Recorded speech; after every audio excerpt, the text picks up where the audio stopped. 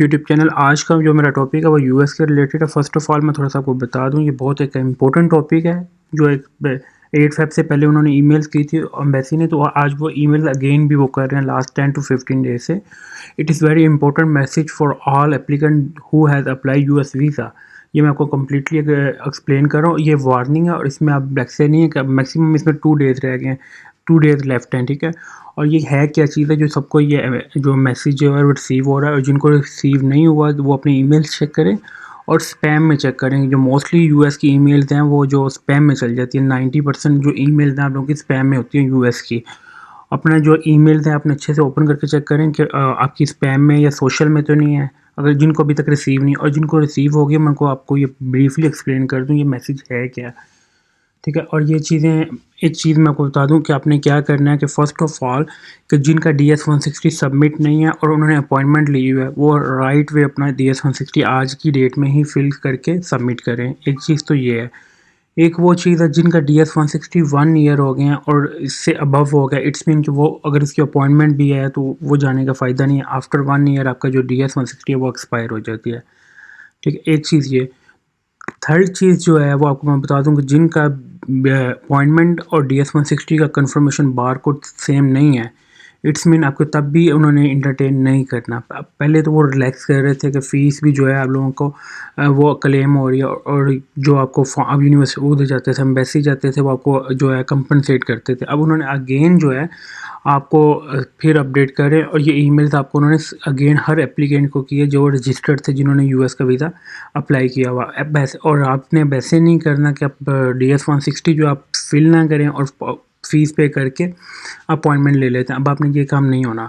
अगर आप करते भी हैं तो देन इसका जो रिज़ल्ट निकलेगा आपकी अपॉइंटमेंट वो ऑटो कैंसिल कर देंगे। और अगर आपका बार कोड और अपॉइंटमेंट कंफर्मेशन में बार कोड और जो DS-160 का बार कोड अगर नंबर सेम नहीं है तो तब भी आपकी अपॉइंटमेंट कैंसिल है। और उन्होंने जो लास्ट वार्निंग की डेट दी है वो क्या है, 31 मई 2025। उसके बाद जकम जून से उन्होंने क्या करना, सब जिन्होंने इसको फॉलो ना किया उन्होंने अपॉइंटमेंट ऑटोमेटिकली सबकी कैंसिल कर देनी है। पहली चीज़ तो ये है। देन उसमें वो कंपनसेट भी नहीं करेंगे, ये भी थोड़ा सा देख लीजिएगा। ये ईमेल्स आप लोगों को सबको आई हुई है, और ईमेल जब मैं आपको ईमेल का थोड़ा सा इसका बता भी दूं कि उन्होंने एवरीथिंग मेंशन, और ये 8 फेब से पहले भी आई थी, ठीक है, जनवरी में। और लोगों को इस जनवरी में उन्होंने सीरियस नहीं लिया क्योंकि कुछ को पता ही नहीं लगा। बाद में किसी ने स्पैम में चेक की तो स्पैम में आई हुई थी। आई सबको थी, ऐसा नहीं है कि मुझे आई आपको नहीं आई होगी। No, it is not possible, आई सबको है। ये थोड़ा सा देखें। Dear applicant, you must take immediate action to keep your visa appointment due to a software update in Feb 2025. Many applicants are unable to correct their DS-160 barcode in the appointment system. ये उन्होंने कहा जी, आपको Feb में जो उन्होंने 2025 को 8 Feb 2025 को जो उन्होंने पोर्टल अपडेट किया उसमें जो आप लोग को पहले पास ऑप्शन होती थी कि आप अपॉइंटमेंट लेने से लाइक अटेंड करने से 3 से 4 दिन पहले अपडेट कर लेते होते थे DS-160। अब वो सिस्टम नहीं है। उसमें उन्होंने क्या किया है, the electronic visa application must be completed and submitted. ये उन्होंने पहला पॉइंट में ही उन्होंने मेंशन कर दिया है। ये चेक कर लें कि आपने पहले जो इलेक्ट्रॉनिक वीज़ा एप्लीकेशन है DS-160 का, make sure you will complete and submitted. Then second point उन्होंने कहा the bar code use to the make appointment the and the bar code listed on the DS-160 must match. इसमें उन्होंने word ये use किया है कि आपका जो DS-160 है और बार को अपॉइंटमेंट का जो नंबर है इट मस्ट बी सेम। पहले आप अपना DS-160 सबमिट करें, फिर उसका जो नंबर है आप वो अपॉइंटमेंट के अंदर पोर्टल में यूज़ करें। DS-160 is different website, US travel docs is different, ठीक है। ये चीज़ें मैं डिफरेंट कलर्स में आपको कर देता हूँ।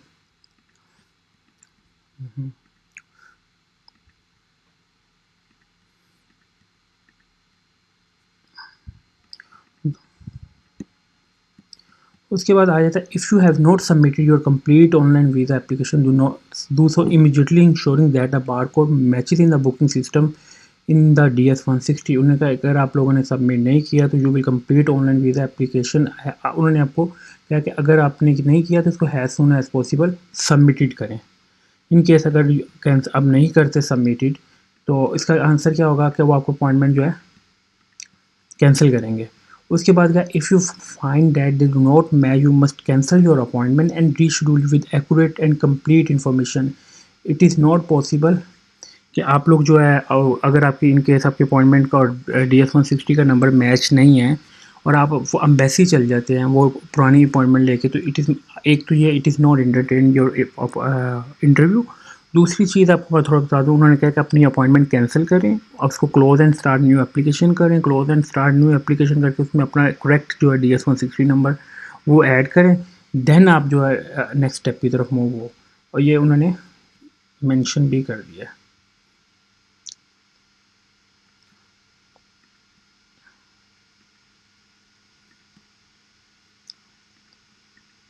ये पैराग्राफ आप चेक भी कर सकते हैं। और इसमें उसमें उन्होंने कहा कि फर्स्ट पॉइंट इसमें क्या है कि आपने कैंसिल योर करंट अपॉइंटमेंट।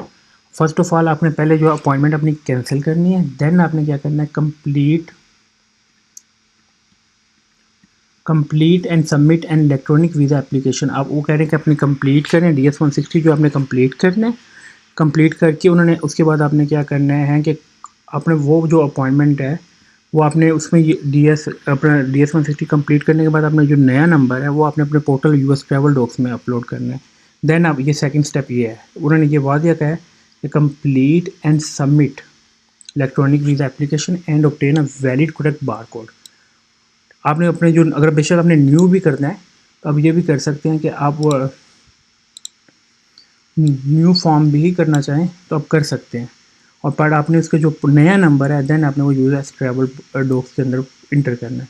फिर उन्होंने कहा rebook with correct information before May 31 2025।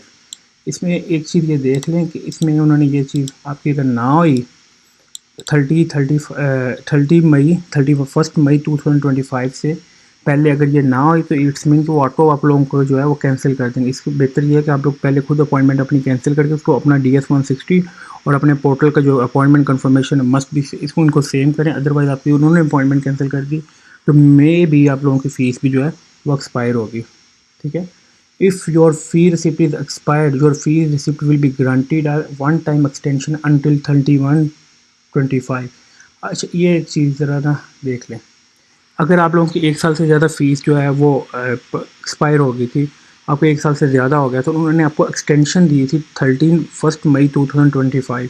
अगर इसके बाद आपकी जो है फ़ीस अभी भी आप इसमें अपनी क्लेम नहीं करते, आप अपना DS-160 चेंज नहीं करते, सेम नहीं करते, अपॉइंटमेंट सेम नहीं करते और आपकी फ़ीस एक्सपायर इसी 31 मई से पहले पहले आप अपॉइंटमेंट बुक नहीं करते, इट्स मीन कि आपकी जो है फ़ीस देन एक्सपायर हो जाएगी। देखें कि एम्बेसी ने बेशक आपको अर्ली अपॉइंटमेंट नहीं दी पर आपको जो 2026 की एक बल्क में अमाउंट उन्होंने लास्ट 5 to 7 डेज से उन्होंने अपॉइंटमेंट जो है वो बंद नहीं की, लाइक मई जून जुलाई की वो दे ही जा रहे हैं बल्क में। क्योंकि आप लोगों की फ़ीस एक्सपायर ना हो, आप बाद में उसको रीशेड्यूल कर लें।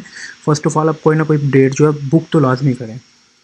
If you have maxed out your rebooking option due to multiple cancellation, there is one-time exemption to this policy until May 31, 25. ठीक है। Please take action immediately to avoid cancellation.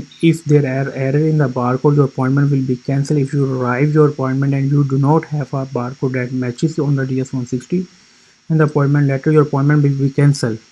एक चीज़ वाज़िया उन्होंने आपको कह दिया ईमेल के अंदर, अगर आपका बारकोड और अपॉइंटमेंट का जो नंबर है DS-160 सेम ना हुआ तो इट्स मीन आपकी अपॉइंटमेंट जो है वो कैंसिल तो होगी ये पहले। और इसमें ये इसका जो आंसर निकलना है, इसका फ़ीस का भी इशू होना और आपका जो DS-160 है वो काफ़ी डिले में होना है, थोड़ा इंटरव्यू आपका काफ़ी डिले होगा।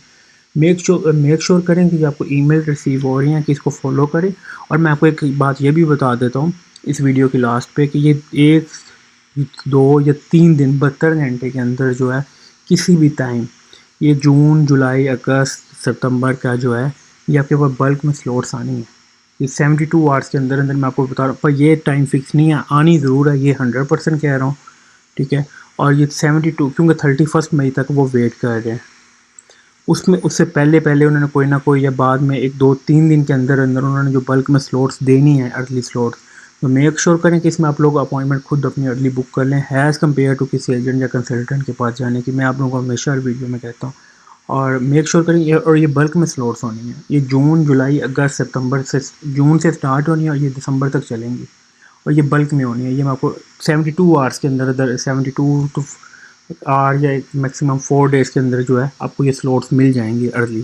Thank you for watching Waleed tech YouTube channel को सब्सक्राइब लाजमी करें और must be you will must be follow rules and regulation. मैं आपको अगेन कह रहा हूँ कि जिस कंट्री का वीज़ा अप्लाई करो उसका रूल्स एंड रेगुलेशन फॉलो लाजमी करो। Thank you for watching Waleed tech. अल्लाह हाफिज़।